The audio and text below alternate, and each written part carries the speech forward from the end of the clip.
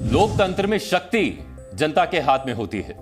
अभी तक आप और हम यही पढ़ते और मानते आए हैं। राजतंत्र में शक्ति राजा के हाथ में होती है। इतिहास हमें यही बताता है।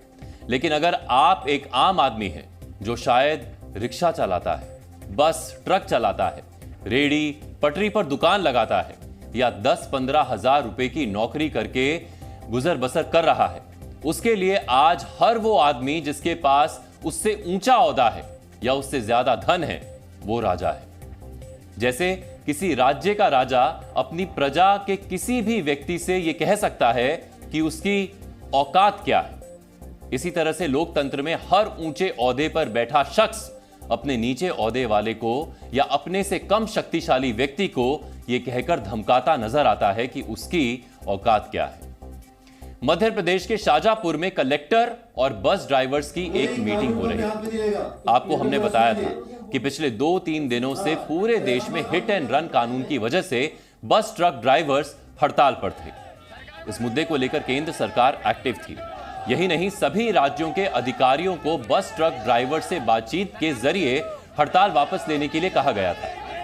लेकिन शाजापुर के कलेक्टर किशोर कन्याल का एक वीडियो सामने आया है जिसमें उन्होंने भी सरकार के आदेश पर अपने इलाके के बस और ट्रक ड्राइवर्स को मीटिंग के लिए बुलाया था। इस मीटिंग का मकसद था बस और ट्रक ड्राइवर्स को काम पर लौटने के लिए मनाना।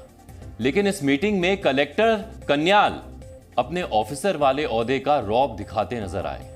उनकी भाषा और उनके शब्दों में कहीं भी बातचीत के जरिए रास्ता निकालने वाला तरीका नहीं नजर आया, बल्कि वो बस और ट्रक ड्राइवर्स को खुद के कलेक्टर होने की शक्ति का एहसास करवा रहे थे। हम आपको सबसे पहले वो वीडियो दिखाना चाहते हैं जिसमें वो अपनी भाषा से अपनी शक्ति का एहसास करवा रहे थे। कोई कानून तो अपने हाथ में नहीं लेगा। तुम सुन लीजिए। हाँ, ऐसी बात फालतू क्या कर रहे हैं यहाँ पे? अच्छे से बोलो। समझ के है? क्या बोल रहे हो? समझ में रखो। क्या करोगे तुम? क्या औकात है तुम्हारी? यही तो चीज है सर, हमें यही लड़ाई हमारी कोई नहीं, ये कोई लड़ाई ऐसी होती है। हम हाथ जोड़ के क्या करोगे तुम? बैठ जाओ तुम, बैठ जाओ। मैं इसके लिए माफी चाह रहा हूँ बाबूजी। ये माफी मांगनी चाहिए तुम्हें। आपने खुद न आपने इस मीटिंग का यह हिस्सा देखा जब शाजापुर के कलेक्टर किशोर कन्याल बस और ट्रक ड्राइवर्स को समझा नहीं बल्कि धमका रहे थे। आपको उनकी भाषा में किए गए शब्द चयन से ज्यादा उनके बोलने का तरीका ही उनके पद से उनमें भर चुके रौब को दिखा रहा है। कैसे? अब हम आपको बताते हैं। ऐसी बात मत करना यहां पे, समझ के रहे। क्या करोगे तुम? औकात क्या है तुम्हारी? क्या कर लोगे तुम? माफी मांगनी चाहिए तुम्हें। इन सारे शब्दों को प्रयोग कर कलेक्टर साहब ने साहब वाले अंदाज में ही बोला था। वो ड्राइवर्स को समझा नहीं, धमका रहे थे। और ये रौबीला अंदाज कलेक्टर साहब में अचानक नहीं आया होगा। इस तरह के रौबीले तेवर वाले व्यक्तियों के ऐसे व्यवहार के 3 कारण होते हैं। पहला है धन बल, यानी ऐसे व्यक्ति जिनकी सुपर पावर होती है पैसा। वो अपने धन बल की मदद से कमतर व्यक्ति को दबाने की कोशिश करते हैं। दूसरा है बाहुबल, यानी जिसके पास लोग या संगठन की शक्ति होती है। ऐसे लोग अपने साथ खड़े व्यक्ति की मदद से अपनी शक्ति का प्रदर्शन करते हैं। तीसरा है पद की शक्ति, यानी अगर कोई पद या ओहदे पर है जहां पर मौजूद रहकर वो अपने आदेश से किसी के खिलाफ एक्शन ले सकता हो, ऐसे व्यक्ति भी कमजोरों पर शक्ति प्रदर्शन करने लगते हैं। शाजापुर के कलेक्टर साहब इसका एक बड़ा उदाहरण है।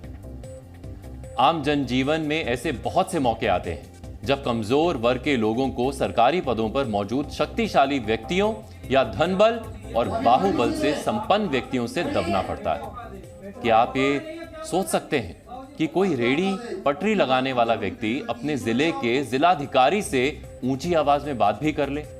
क्या आप सोच सकते हैं कि बस ट्रक चलाने वाला कोई ड्राइवर अपने क्षेत्र के कलेक्टर से ऊंची आवाज में बोल दे? हालांकि ऐसे मौके जब जब आएंगे तब तब यही सुनाई पड़ेगा कि औकात क्या है तुम्हारी। मेरे ध्यान में लाया गया कि कल ट्रक ड्राइवर और जिला प्रशासन की बैठक में शाजापुर के अंदर जिस प्रकार से भाषा बोली गई, अधिकारी को यह भाषा बोलना उचित नहीं है।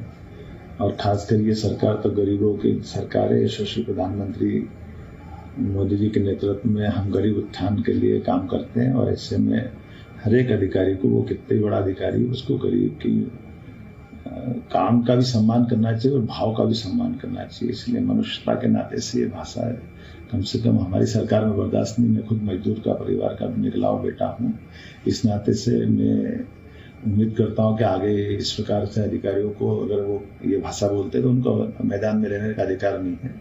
मैं उम्मीद करता हूँ कि दोबारा जो अधिकारी आएगा वो इस प्रकार की भाषा का और व्यवहार का ध्यान रखेगा, और इस प्रकार की भाषा जो बोली जाती है, मेरे मन में बहुत पीड़ा हो इस बात की। मैं कभी क्षमा नहीं करूँ इस तरह की बातों को। अब इस बात से तो कलेक्टर साहब भी इंकार नहीं कर पाएंगे कि अगर उनकी मीटिंग अन्य कलेक्टर्स के साथ होती या किसी राजनीतिक पार्टी के बड़े नेताओं से होती तो शायद वो इस तेवर में बात नहीं करते। सोचिए, अगर कलेक्टर साहब की मीटिंग इसी मसले पर इस क्षेत्र के विधायक या सांसद से हो रही होती तो क्या वो इसी लहजे में बात करते? क्या अपने क्षेत्र में होने वाली राजनीतिक रैलियों के दौरान वो पार्टियों के कार्यकर्ताओं से भी ऐसे ही बात करते हैं? शाहजहांपुर में आज हमने वहां चालकों के साथ एक मीटिंग की थी, जिसपे हमारा उद्देश्य ये था कि उनको इस चीज से कन्विंस करना कि आप कोई भी कानून व्यवस्था अपने हाथ में नहीं लेंगे और आम जन को कोई परेशानी नहीं होने देंगे। आज मीटिंग के दौरान एक ड्राइवर बार बार उकसा रहा था कि यदि 3 तारीख तक उनकी सारी मांगे नहीं मानी गई तो वो किसी भी लेवल जा सकते हैं और जिसमें कानून व्यवस्था बिगड़ भी सकती है। उसी चीज को लेकर मेरे द्वारा काफी गुस्सा व्यक्त किया गया, और मैंने जो भी किया उसका उद्देश्य यही था कि शाहजहांपुर की जनता को कोई समस्या नहीं आनी चाहिए, और हमारा इंटेंशन ये होना चाहिए कि शाहजहांपुर अच्छी कामों पर जाना चाहिए। वही मेरी इंटेंशन थी। ट्रक ड्राइवर्स को अपने पद का रौब दिखाने की वजह से किशोर कन्याल को शाहजहांपुर से हटा दिया गया है। अब रिजू बाफना को शाहजहांपुर की नई कलेक्टर बनाया गया है। वो इससे पहले नरसिंहपुर की कलेक्टर थीं। वैसे शाहजहांपुर की घटना मात्र एक उदाहरण है। ऐसी तमाम घटनाएं इस देश में रोज घटती हैं। वैसे तो भारत दुनिया का सबसे बड़ा लोकतंत्र है, लेकिन हमारे इस लोकतंत्र में कई छोटे छोटे अलिखित राजतंत्र भी चल रहे हैं, जिसमें सरकारी पदों के अधिकारों का दुरुपयोग हो रहा है।